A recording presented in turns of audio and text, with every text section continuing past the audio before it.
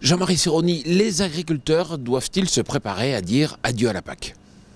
Alors, dans les programmes des candidats, bien sûr, il y a dans chaque programme une position de principe par rapport à la politique agricole commune, notamment post-2020, avec des clivages assez importants, notamment Marine Le Pen et Jean-Luc Mélenchon, dont on connaît les positions globales sur l'Europe, qui ne sont pas forcément une sortie de l'Europe, mais une logique en deux temps, c'est-à-dire qu'on a des conditions inflexibles et si on n'obtient pas cause, on envisage une sortie.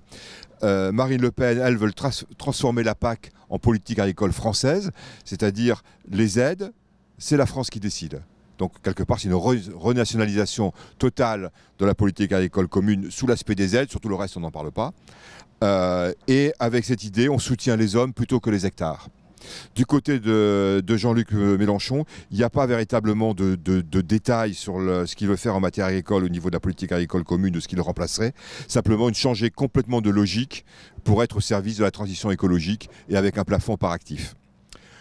Concernant François Fillon, Emmanuel Macron et Benoît Hamon, on a des choses assez convergentes sur le fait d'aller vers une PAC davantage orientée vers l'environnement, vers des mécanismes de régulation et des mécanismes de gestion du risque. Donc là, c'est assez convergent.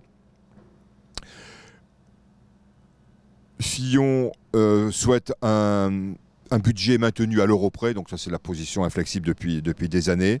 Et sur les détails, il ne s'interdit aucun mode d'intervention. Il ne prend pas position sur les modalités. Emmanuel Macron, lui, est plus précis. Il veut une PAC plus protectrice et plus réactive, ça c'est pas plus précis. Par contre, il veut des mécanismes de stabilisation des revenus et il se prononce pour une régulation. Donc est-ce que c'est des quotas dont on rêve? C'est un peu curieux quand on est libéral.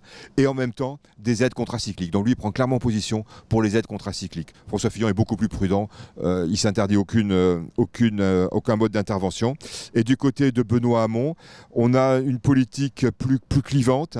C'est des mécanismes de régulation de marché et de risque qui donnent priorité aux petites et moyennes exploitations. Donc on a toujours cette ligne de petites et moyennes exploitations. Et il a une proposition ambitieuse. C'est de proposer au niveau européen un plan de transition écologique et économique de 1 000 milliards d'euros. Alors les aides contracycliques, il faut expliquer ce que c'est. C'est effectivement des aides qui s'adaptent en fonction du revenu de l'année. Jean-Marie Serroni, on se retrouve demain et puis on le répétera jamais assez. Si les hommes politiques étaient sérieux, ils s'intéresseraient beaucoup plus à l'agriculture.